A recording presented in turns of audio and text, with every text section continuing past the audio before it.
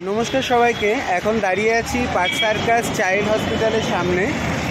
কিছুদিন আগে আমরা যে অস্মিতার বাড়িতে গেছিলাম, সোশ্যাল মিডিয়া সূত্রে খবর পাই রাজারহাটের অদ্রিতা বলে একটি মেয়ে আছে, বাচ্চা মেয়ে একদম, সেও সেই সেম স্পাইনাল মাস্কুলার অ্যাট্রফি রোগে আক্রান্ত হয়ে এই হসপিটালে আইসিইউতে ভর্তি হয়েছে গত 1 মাস যাবৎ।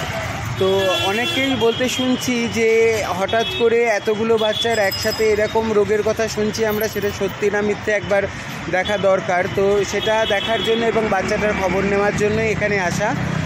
ওর মার সাথে কথা হয়েছে বাই ফোন, আসছে ওর মা, দেখা যাক কী কন্ডিশনে বাচ্চাটা এখন রয়েছে।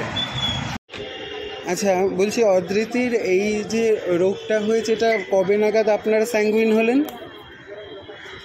ও হয়েছে 8ই জুলাই। কোন ইয়ার? 2024-এর 8ই জুলাই। আচ্ছা, 1.5 মাস মতো মোটামুটি আমরা কোনো বুঝতে পারিনি, যেমন বাচ্চারা খেলাধুলা করে সেরকম।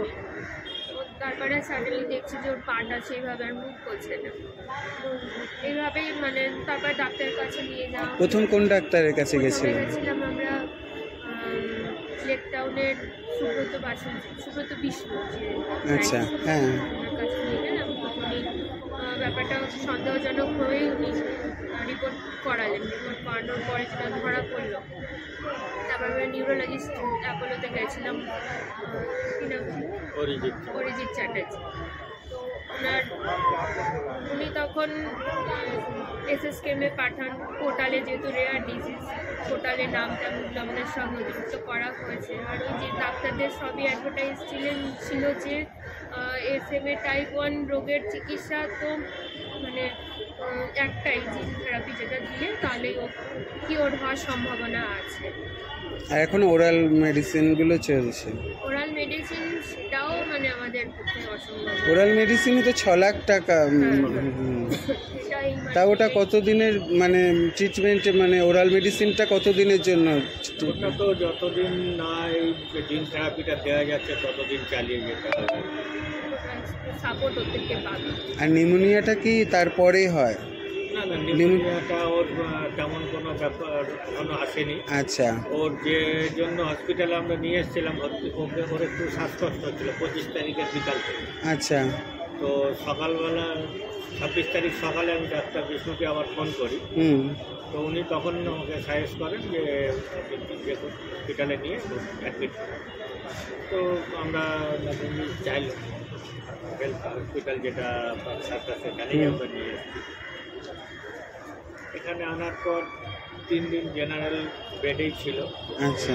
NH সাপোর্টে, নাকের অক্সিজেন। তারপর 29 তারিখও একবার ক্রস করে,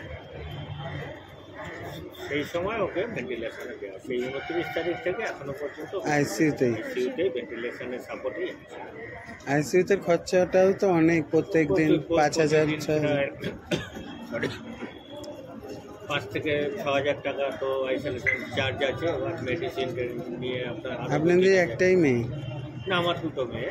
আচ্ছা, বড় মেয়ের বয়স এই 13 বছর, ছোট 7 মাস। এখনো কিছু ফান্ডিং বা টাকা পয়সা কিছু উঠছে? সেইভাবে তো, কেননা টাকাটা অনেক হিউজ, আর ওইভাবে হিসাব করলে ব্যাপার হচ্ছে কি, আমাদের ইম্প্যাক্ট গ্রুপে হ্যাঁ একটা তো ইম্প্যাক্ট অ্যাকাউন্ট আছে, সাপোর্ট বলে একটা অ্যাকাউন্ট আছে। হ্যাঁ, কিন্তু ওরা ওখান থেকেও তেমনভাবে রেসপন্স কিছু পাচ্ছি না। লাস্ট 10-12 দিন হবে আমরা হসপিটালে থাকাকালীন কিছু ইউটিউবার, কিছু যারা এসেছিলেন, এদের মাধ্যম দিয়েই কিছু টাকা অ্যারেঞ্জ হচ্ছে, সেটা ইম্প্যাক্টগুলোতেই জমা হচ্ছে। এবার ওখান থেকে ওরা খরচাটা করছে? না, এখনো ওখান থেকে কোনো রকম খরচা। আর এমনি ওরাল মেডিসিনের যে খরচাগুলো আপনারাই দিচ্ছেন? কোনোভাবে এখানে জোগাড় করে দিয়েছি। আর ওদের সঙ্গে যে ছেলেটা, অনিকেত বলে যে ছেলেটা আমাদের দায়িত্বে আছে, তো ও বললো যে হ্যাঁ, এখান থেকে খরচা করা যাবে। নেক্সট টাইম যে মেডিসিনটা লাগবে সেটা আমরা অ্যাপিল করবো, হয়তো 2-1 দিনের মধ্যেই করতে হবে। কেননা আমরা লাস্ট 14ই জানুয়ারি ওকে ভ্যাকসিনটা দিতে শুরু করেছি। তার আরও ধরুন 10-15 দিন আরও যাবে, যতটা আছে। তো তার মধ্যে তো আমাদেরকে আবার অ্যারেঞ্জ করতে হবে। তো সেই মতো কথা হয়ে আছে। উনিও তাই বললেন যে হ্যাঁ পাওয়া যাবে। কিন্তু ব্যাপারটা হচ্ছে কি, যেহেতু ভেন্টিলেশনে আছে, সেই জন্য আমাদেরকে যত তাড়াতাড়ি পাওয়া যায় সম্ভব যে জিন থেরাপিটাকে, আচ্ছা, সেই জন্য সব ভারতবাসীর কাছে বা আমরা যেহেতু পশ্চিমবাংলায় থাকি, পশ্চিমবাংলার মুখ্যমন্ত্রীর কাছেও আমরা আবেদন রেখেছিলাম। ওনার যে রোববার করে দরবার বসে, ওই দরবারেও গেছিলাম, কিন্তু ওরা জমা করেছে, কাগজ জমা নিয়ে বলছে পোর্টালে ফাইল, পোর্টালের যে নাম তোলার ব্যাপার সেটা তো ওদের সিস্টেম, আমরা তো জানি না। এখন ওরা বলছে যে আমাদের স্পেশাল ফাইলে দেয়া আছে, কিন্তু সেই দেয়া আছে তারপরেও আমরা 4 বার গেছি, তাতেও কোনো রেসপন্স নেই ওদের দিক থেকে। এখন কতদিনে ওই ফাইল খোলা হবে সেটাও আমরা জানি না। এমতো অবস্থায় আমাদের মেয়েটার যদি একটা সুস্থ চিকিৎসার সুব্যবস্থা হয় সরকারিভাবে, যদি না হয় আমাদের পক্ষে ফান্ড অ্যারেঞ্জ করে কোনো সাধারণ মানুষের ক্ষমতাটা খুব কম। তারপর লং টাইমের একটা ব্যাপার, লং টাইম প্রসেস।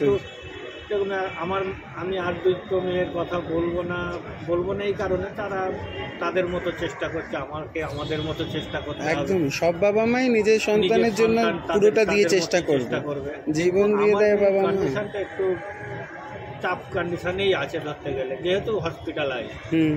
আর দুজন তো শুনছি বাড়িতেই আছে, ওরা মোটামুটি একটা স্টেবল আছে, কিন্তু সবারই এই 3টে বাচ্চারই প্রয়োজন। একদম, সন্তান। সেই জন্য আমাদের মানে সর্বস্তরের মানুষের কাছেই আবেদন যে যত তাড়াতাড়ি সম্ভব একটা চিকিৎসার ব্যবস্থা। ঠিক আছে, আর কিছু বলবো না। এই সময় তো কিছু জিজ্ঞাসাও করা যায় না কোনো বাবা মাকে কিছু। তবে সত্যি ভগবানের কাছে প্রার্থনা করি যেন এই আওয়াজটা সবার কাছে পৌঁছায়। আর আমরাও চেষ্টা করব আগামী দিনে আসার। আমরা কালকে অন্য একটা জায়গাতে যাচ্ছি, আগামী দিনে কিছু হলে দিদির নাম্বার আছে আমার কাছে, আমি দিদির সাথে ফোনে যোগাযোগ রাখবো। ঠিক আছে।